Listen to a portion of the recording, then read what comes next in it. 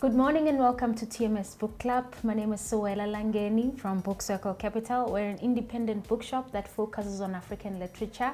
And today I am so excited to talk to Angelo C Louw.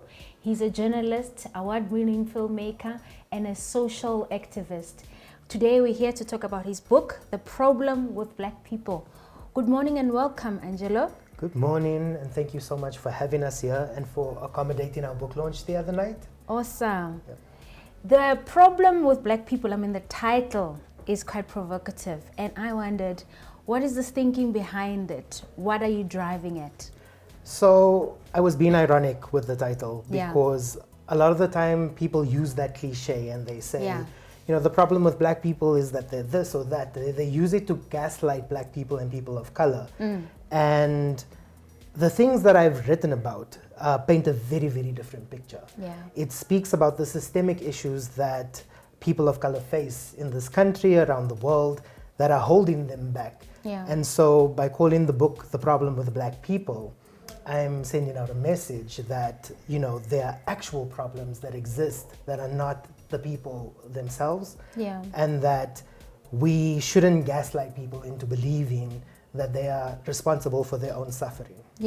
That they are actually the problem. Right. You are highlighting that the deeper issues may lead to some issues that people see as maybe symptoms, I guess. Right. Okay. Right. There's a system that exists where our lives and our worth or self-worth is really chipped away at, so that we don't value ourselves enough to have these big, bold lives.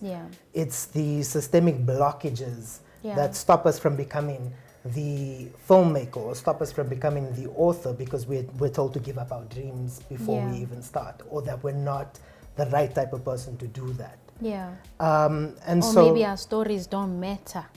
And that our stories don't matter. And I mean, you saw at the launch that we had the other night, there was so much interest in the things that we were writing about. Stories that don't fit the mainstream, because I guess people have an understanding of what will sell and what won't, but they're not seeing these much bigger audiences or much bigger sort of potential consumers that exist. And that, I guess, it's about trying to make what is ordinarily invisible visible. I hear you. You've profiled topics of race, identity, and of course systematic oppression, and these are a collection of articles that you've written over time in your career as a journalist. What guided your lens as you were selecting the articles to include in the book? I mean, I write from a personal perspective. These are all things that affect me in one way or the other. I've been unemployed, so I understand the frustrations of having your grandmother tell you that you don't contribute toward the electricity, stop using it. That's why I have this sort of passion for youth unemployment, or where I speak so vocally about the fact that we need skills development in our country, access to health as a queer person, as a person who is vulnerable to HIV infection, and this is what the statistics are always showing and flagging toward. That is something that I care about. And so I write these things through this lens of self-preservation. These are things that are important to me, but it's also important to remember that I'm not the only one that is impacted by this. And that more so than not, a much larger demographic in society is impacted by the same issues that impact me as an individual.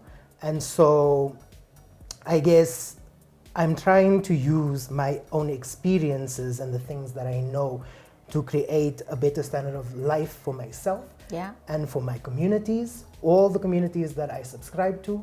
The issue of identity is central to this book and it's central to your writing.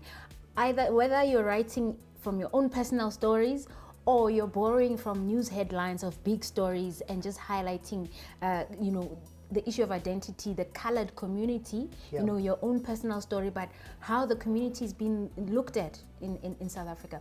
Why are you passionate about this? I think, first of all, as a writer, because I'm from that community, it's important for me to elevate our stories because nobody else is doing that. But I also think I tell these stories because I want to create empathy. I want us to create this understanding that as Black people, we all have similar stories. We might be called different things. We all face issues of colorism. We all have the story about the grandmother who scrubs you with an orange bag and handy Andy to try and make you brighter. Do you know, it's sort of saying that these are the things that go on with me, and I know that they go on with you. And the only way that we can really, I don't know, achieve better things as a country is we come together with this. If we continue with this polarization between communities, we'll never be able to work together. This is exactly what the apartheid government intended in keeping us apart. And what do you want the reader to take away from this book, Angelo? Oh man, I hope that the reader takes away from this book, most importantly, that it is not your fault. Yeah. It is not all of these things that people say about you, about the fact that you're not getting anywhere or whatever, that there are real systems against you as a person. So if anything, stop having that conversation with yourself and stop having that conversation with other people about how much you are to blame. Let's have other conversations about solutions. You know, we know that it's not us that's the problem, right? Yeah. But now we need to find solutions that are right for us.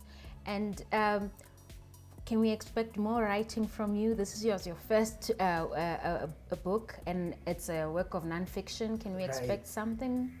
I want to do a fictional book at some point. Okay. I want to take a little bit of a break because this is exhausting. Yeah. It's exhausting, but rewarding nonetheless. But I also want to be able to tap into my imagination. Okay. You know, it's about dreaming as opposed to being stuck with the situation, which I feel like this book is. Yeah. So yeah, hopefully the next book will really take us to places that are extraordinary. Yeah. Thank you so much, Angelo, for your book and putting this brave piece of work out for people to consume. The Problem with Black People is available here at Book Circle Capital and on our online store.